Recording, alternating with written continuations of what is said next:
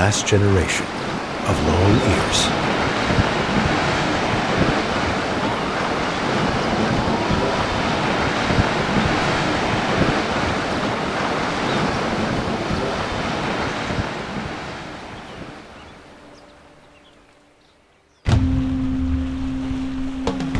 The river and the forest are inseparable lovers, a home for animals and plants.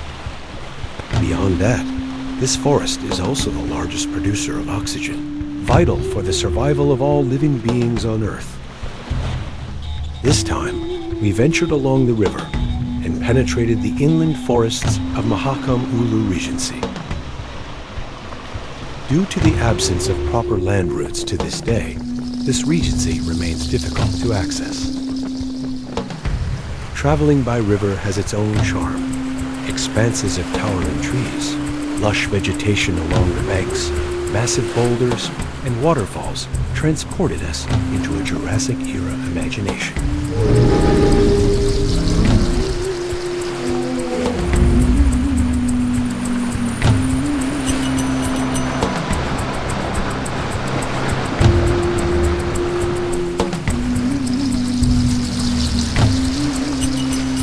The serene atmosphere shifted abruptly when we faced a rapid we had to cross Rayam Udun Shrimp Rapid.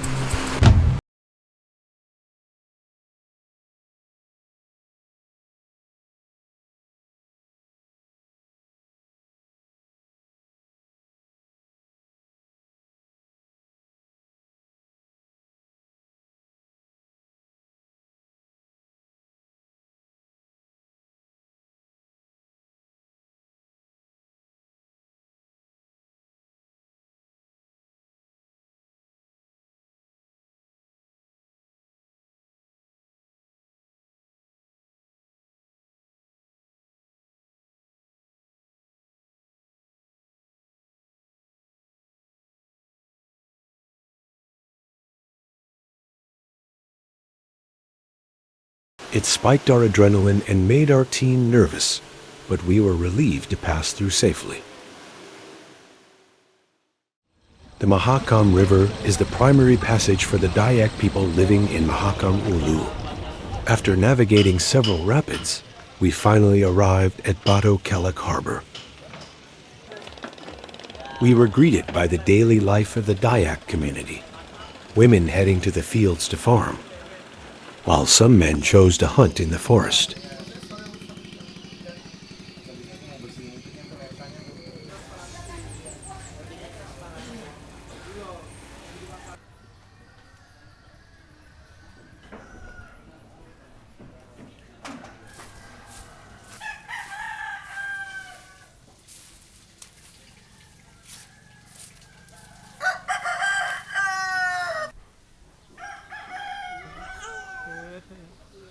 Next, we proceeded to Long Isan village, where we met Dayak Baha women crafting traditional handicrafts. Among them was an elder with elongated ears named Grandmother Taipong Ping. 30 lebih nih, tapi tidak berat, kecil. Lubangnya itu dikasih kayu besar-besar sedikit dia. Tambah lagi beratnya itu lalu terus dibesar.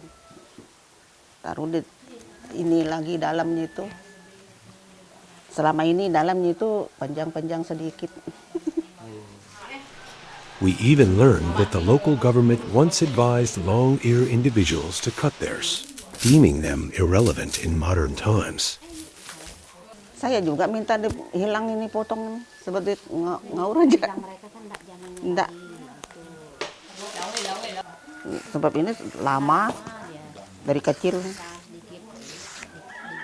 The long-ear tradition among the Dayak tribe, known as Telinga Panjang, is a hereditary practice of elongating earlobes, primarily by women, as a symbol of beauty and social status. Saya mulai bikin telinga panjang ini umur 3 tahun. Ibu saya merawatnya, dikasih 5, dikasih 10, sampai 30. Sampai seumur begini kan ibu tidak ada lagi. sudah panjang begini. 67 tahun. Karena memang dulu itu laki-laki juga bikin. Ya, dari nenek moyang kan ada laki yang bikin, dilubangi di sini kan. Itu laki-laki. Perempuannya laki-laki bikin juga begini, bikin telinga panjang dulu waktu zaman nenek moyang. Ya, sebatas tahun 45 ya sudah tinggal itu lagi. Tidak ada yang bikin lagi. Hanya kakek saya, Dalung namanya, yang sudah waktu saya umur 18 tahun itu arwah kakek itu meninggal. Ada dia bikin telinganya, pakai perak dia bikin begini ya. Sekitar 80 karena sudah kecil-kecil tidak ada tempat kita beli. Saya pesan di pasar pagi itu di Sumatera orang bikin stainless, tapi tidak dapat. Kebetulan gempa waktu itu di Sumatera, jadi tidak dapat. Ironically, in the past, the local government even issued an appeal to people with long ears to remove them, as they were no longer considered relevant to modern times. And some of them were forced to cut their ears. Ya memang kalau kita potong sudah, saya umur 25 tahun itu menteri yang di Longpai kecamatan itu suruh potong, tapi saya tidak mau. Memang ya cara berpakaian itu sudah lain. Kita tidak bisa lagi pakai pakaian zaman sekarang. Jadi kita harus pakai tradisi kita dulu. Tidak pantas lagi rasanya.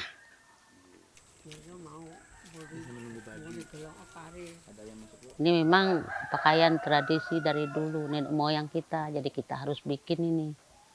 Tapi sekarang anak-anak muda tidak mau lagi karena zaman sudah berubah. Gitu. Itu tidak ada yang bikin telinga panjang lagi. Saya suruh cucu saya bikin, tidak mau, dia malu. Ya memang begitu. Saya pesan, tapi mereka malu. Saya bilang kalau kita tidak melestarikan telinga panjang itu, mungkin kehilangan motif kita dayak asli begitu. Saya bilang, tapi mereka memang sudah tidak mau. Several factors hinder its preservation: religious influence, shifting social values, and the perception that it's outdated. These are why the younger generation no longer upholds it.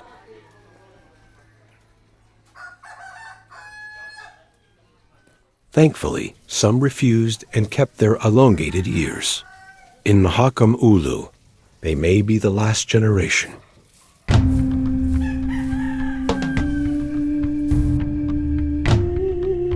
But for how long? They grow older, and the next generation shows little interest in continuing the tradition. One day, the long ears might merely become a story, a memory of a fading legacy.